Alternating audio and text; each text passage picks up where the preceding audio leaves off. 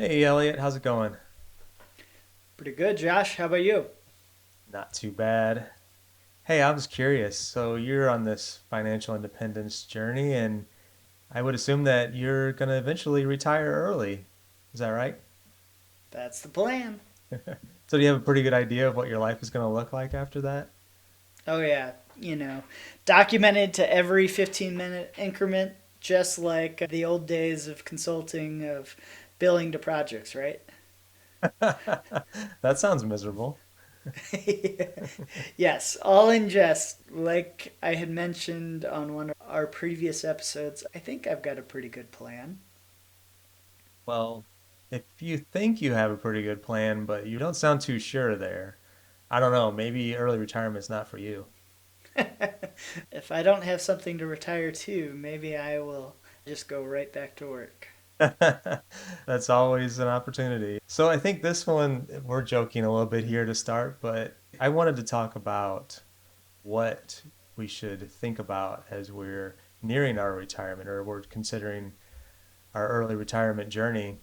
And for me, I just wanted to kind of talk through what that looked like for me. It's not going to be the same thought exercise for everyone. Everybody's journey is going to look a little differently, but I wanted to talk about the things that at least helped me. It's still very much a work in progress as we're just 5 months into this journey at this point. But yeah, maybe it'll be helpful for you too, Elliot, as I kind of talk through the things that I put in place. Yeah, look forward to hearing about it. So I mentioned before that, well, I was on this early retirement journey for probably a good 10 or 12 years. From the point that we found Phi to the point that I reached Phi, and then there's probably a couple of years beyond that that I continued to work and get through a couple of financial and personal milestones before I eventually pulled the trigger and walked away from the W-2 job. But as I got close, for years, I knew exactly what I thought my life was going to look like when I no longer had to worry about those 8 or 9 hours throughout the day for 5 days a week. I really expected that my weekends would just expand, and whatever I did on the weekends is essentially what my Monday through Friday was going to look like. Lori and I spent a lot of time putting together lists of some of the things that I would work on. I think it kind of originated because as I got closer, I started to get a little bit of anxiety about whether or not I would be bored. And we've heard people talk about that within the community or maybe outside the community. People who have heard that we're interested in early retirement, they think, well, that just sounds boring. What would I do with myself? I don't know what I would do all day. And a little bit of that doubt started to creep in as I got closer.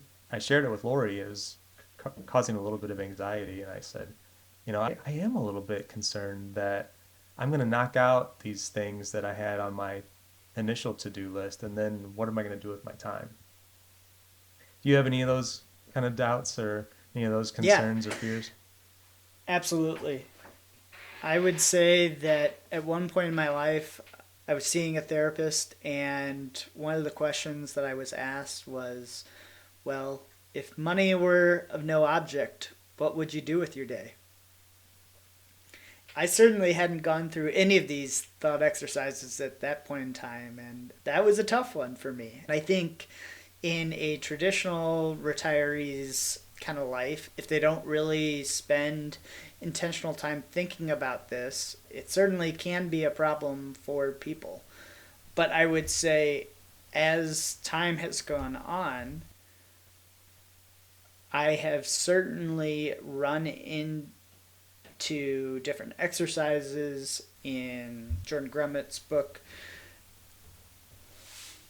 Taking Stock. I have started to do the exercises at the end of each chapter, helping me find what he calls his big P purpose and his little p purpose. And really trying to think about what am I retiring to, not just what am I retiring from. Hmm. I was lucky enough that I fit both of those. I knew what I was retiring to, and I felt very strongly about what I was retiring from. So I was lucky, whereas most people, I think there is a subset of people that are just really trying to get away from the day job.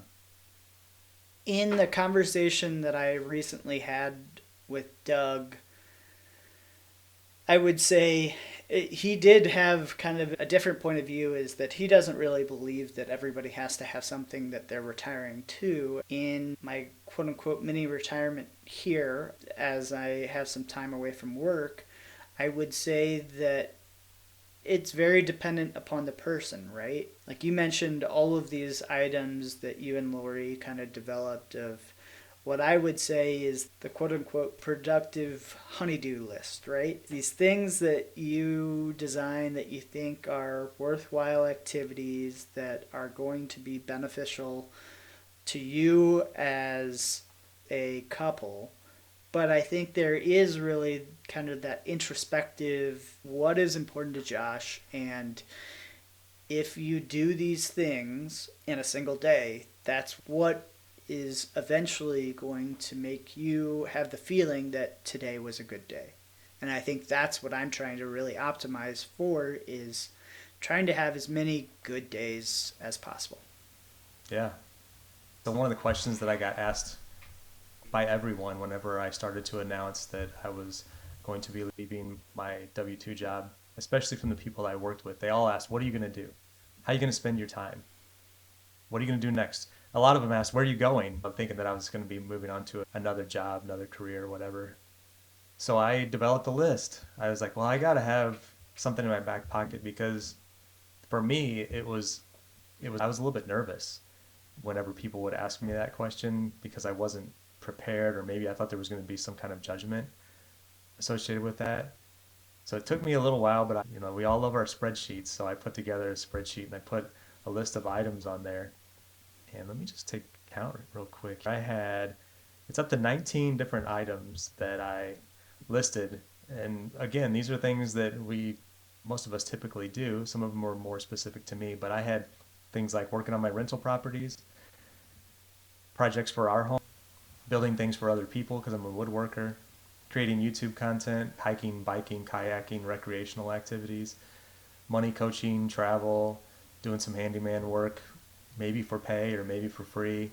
Culinary was one that I listed, which is one that I haven't really leaned into much at all yet, but I really want to be a better cook, Elliot. But that's just something that I really struggle with. Habitat for Humanity is always something that's been on my mind and something that I would like to try. Spending more time with family and friends. Trash pickup is one that's kind of near and dear to my heart. Well, anywhere really. You can just see like all the trash that's all over the side of the road. And from time to time, I'll take a trash bag with me on my walks and just pick up trash as I go. Health and wellness is a big one. Trying to learn an instrument. This is probably bottom of the list kind of stuff, but learning a language and playing an instrument. I've dabbled and experimented with both in the past, but never spent enough time with either of them to become proficient. Spending more time volunteering other than Habitat. Part-time work for some sort of earned income, and then doing podcasting, which was actually a new one. That wasn't on the initial list. Podcasting came about since early retirement. And this is one that I've been wanting to try for like literally years, is disc golf. I've never played it. We have disc golf courses all over the place. There's one in my town park here just a mile up the road. And then running, which is part of health and wellness, but something that I started actually since early retirement. So that's kind of where my focus started. I was like, I need to have an answer for these people. I didn't want to just be like, well, I'm going to do all the things that I love, or I didn't want to give the generic response of whatever I want, which a lot of people do. Like, what are you going to do with your retirement? Whatever I want. Sure. Well, so the two things I definitely took out of that whole thing. First of all, you're trying to tell me that real estate isn't just passive income? No, definitely not. In jest. But the real thing that I took out of all of that is I found my new frolf partner once I'm willing and able. So I used to play frisbee golf all the time. So yeah, well, Now, someone told me that it's not called frisbee golf. It's actually referred to as disc golf. I mean, disc golf, frolf, or frisbee golf, I mean, whatever. Yeah. Cool.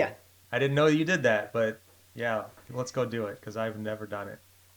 Back in the day, I almost played daily at one point in my life. So Wow. my buddy Dan and I used to, there's a course that's probably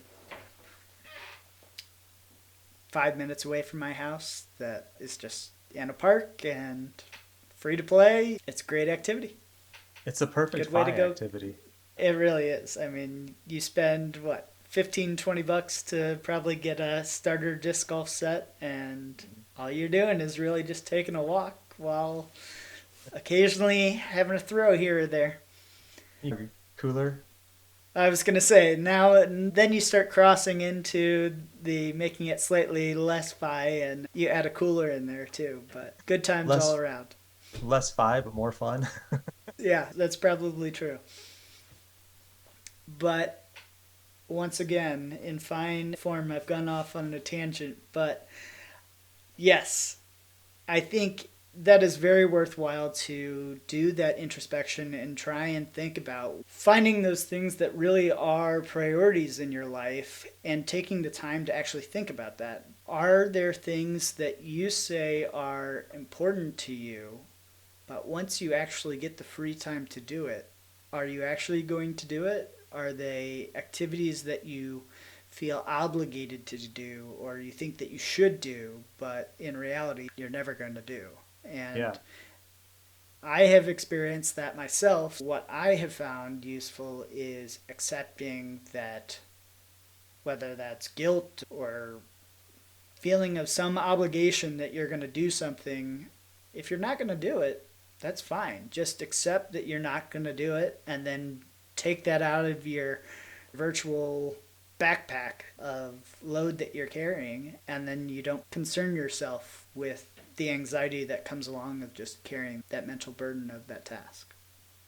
Yeah, for me, it was beneficial to write this all out and to get it where I could review it. And I do spend time looking at it every month. So the beginning of the month, it's actually whenever I do my net worth statement, I pull this up and reflect back on the previous month to see if any of those things, which ones did I lean into, which ones did I not experience at all. I just put yes or no for each category, and then I give myself a little bit of a note in the cell as to what specifically did I do.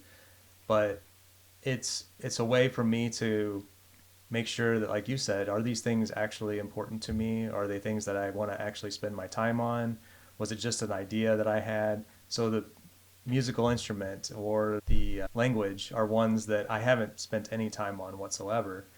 And I keep putting a note that this is probably going to be something that I'll set aside for the winter months. When there's less opportunity to get outside, that'll be a good time to start brushing up on my German. But Right. yeah, no, it's been good for me to reflect each month and just determine, like I said, whether or not these things still apply to me. Yeah. In Doc G's book, some of the chapters do walk through like what does a perfect day look like and those activities. And I think that to me was really a worthwhile activity to think and sit down and have the intentionality to say, well, what does that look like? And having the parameters of, like you said, generally mine was exercise, have the meals throughout the day. In the morning, have some more quote unquote work time, whether that's actual paid work or unpaid work, whether it's creative things like podcasting or writing or doing a project around the house or any number of things. Like woodworking would be a good example. That's on my list, but it has not made it past an idea, right? I have done very little application of that desire. And then in the afternoon, more moving towards what I called learning slash social. So, like you mentioned, same thing, language, musical instrument, but then social activity, whether that's Don and I are going to go hang out with Josh and Lori and go do something, or Don and myself are going to go do something, or I'm going to go meet up with some five friends or do anything as an alternative to kind of fit in a mix of the solo work of whether that would be language learning or woodworking versus something a bit more social.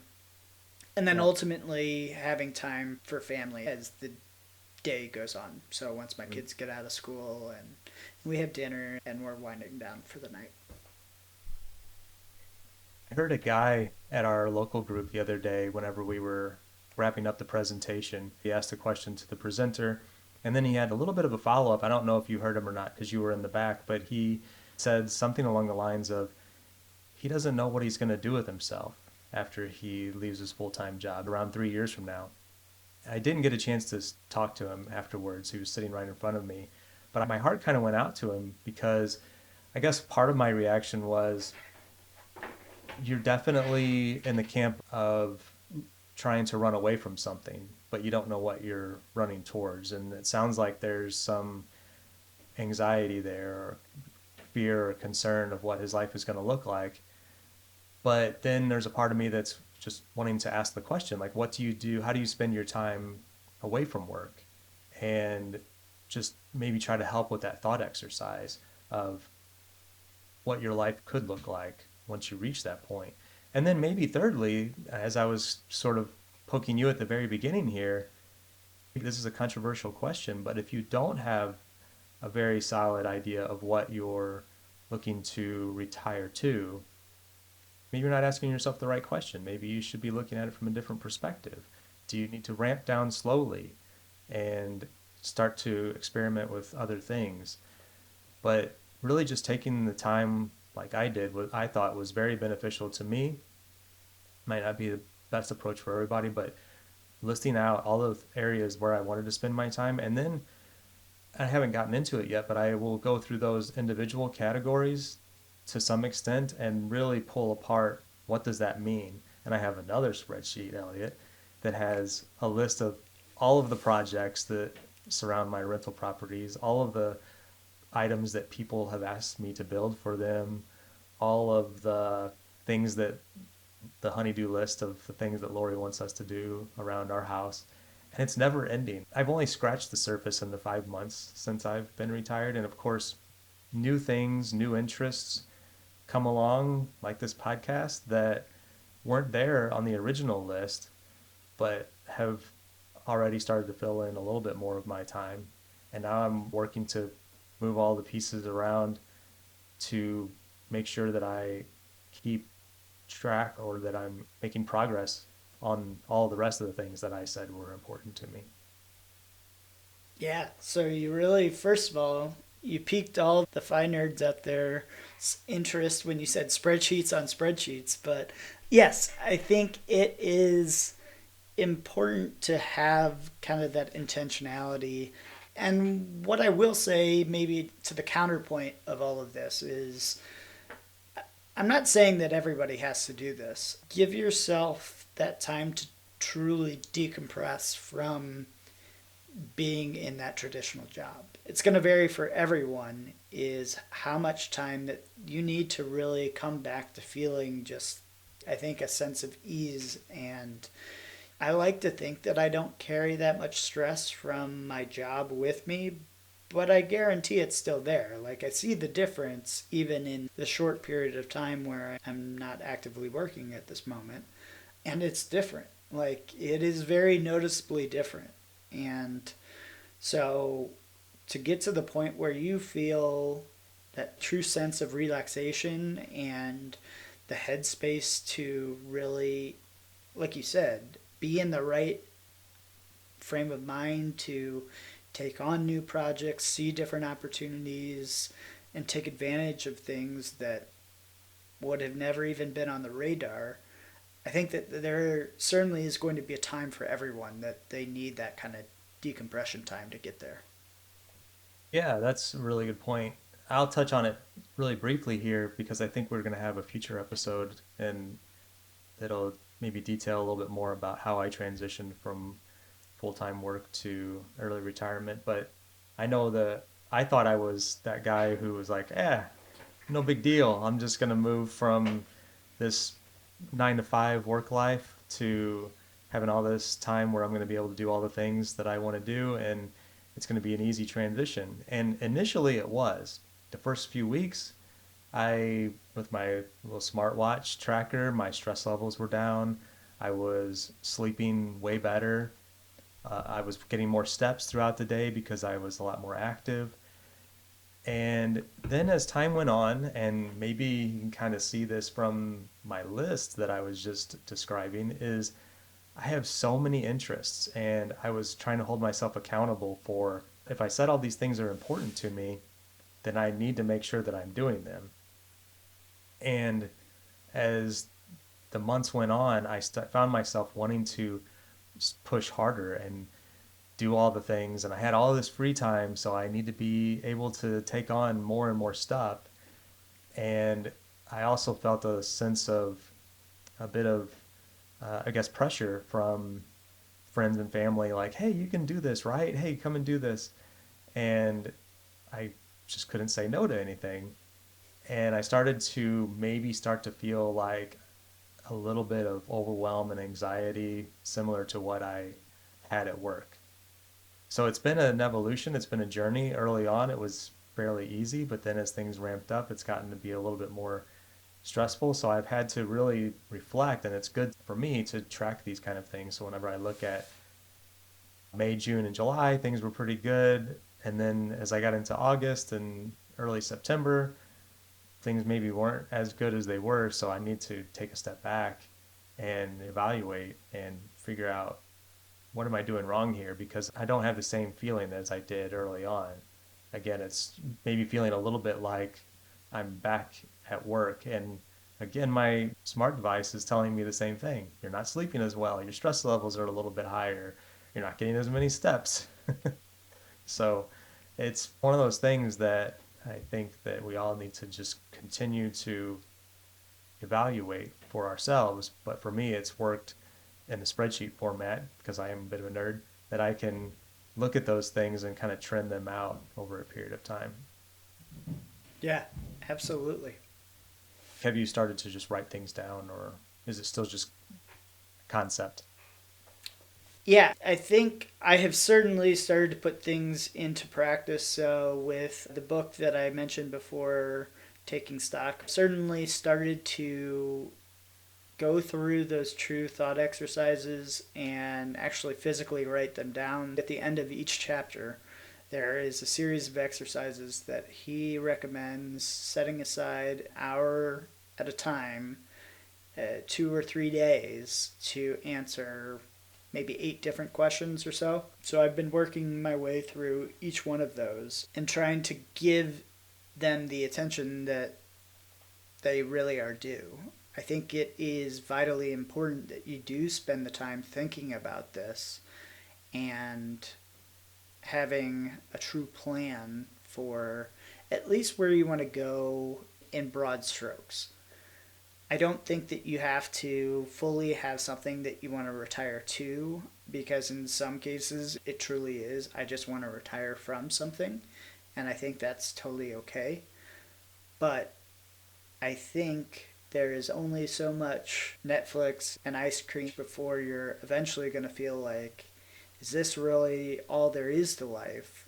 I think you need some sort of purpose, or you need to have something that is more difficult. Mr. Money Mustache used to say is we have to do some sort of work to feel like that our body is doing the right thing, putting ourselves in some sort of uncomfortable situation is how you're going to grow. Like doing weight training, the way that your muscles are growing is breaking down those fibers in your muscle by lifting heavy things to eventually grow stronger muscles.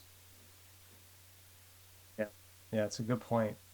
It sounds like we're saying pretty similar things. So, in summary, if anybody is in that situation where they're concerned about whether or not they're going to have something to do to keep them feeling productive or like a meaningful member of society once they quote unquote retire, maybe they could start to write things down and see where they like to spend their time outside of work and whether or not that exercise or activity is potentially going to expand to fill more time. The other thing they could do is start looking at cutting their work hours down slowly to introduce more available free time so that they could explore anything new that might come about that they haven't even written down yet, they haven't even thought of yet.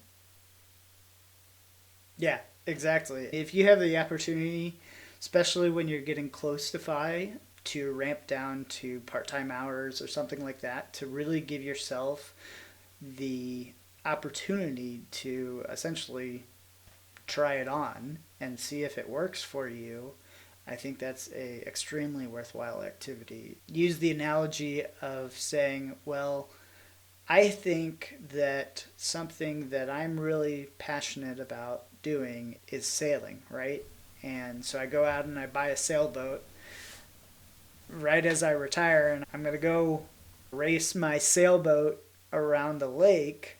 Well, if I've never done that before, maybe you should go out and rent a sailboat for a day or go to your local sailing club and try it out and see, is this something that I actually enjoy doing, or do I just like the idea of this? And in reality, it's never something that I'm going to pursue. That's a good point. I think in the next episode, we had on our agenda whether or not we're going to able to stick to the plan in retirement. And that kind of piggybacks off of this conversation. So I've had 5 months of it now. I knew what I was going to spend my time on, and I've alluded to some of that already, but have I been able to stick to the plan and what does that look like for me? So that's what I would like to talk about the next time we get together. And until then, have we talked about everything that we have wanted to retire to? Yeah, I think so. The one thing that I would really leave all the listeners with is I would challenge everyone to, whether it's even 15, 20 minutes, just sit down and try and write down, if money were of no object to you, how would you spend your day? I think that was one of the first moments where I got hit like a ton of bricks by that question. And if you haven't done some meaningful thought exercise around it, I think it's a worthwhile thing to spend some time thinking about. So, as always, Josh, it's been great talking. I would encourage everybody to like and subscribe on YouTube or the podcast player of your choosing. Leave us a review if you feel comfortable. But otherwise, thanks for listening to the 9 to 5 podcast. Josh, do you have anything else? Nope. Thanks, Elliot. Good conversation.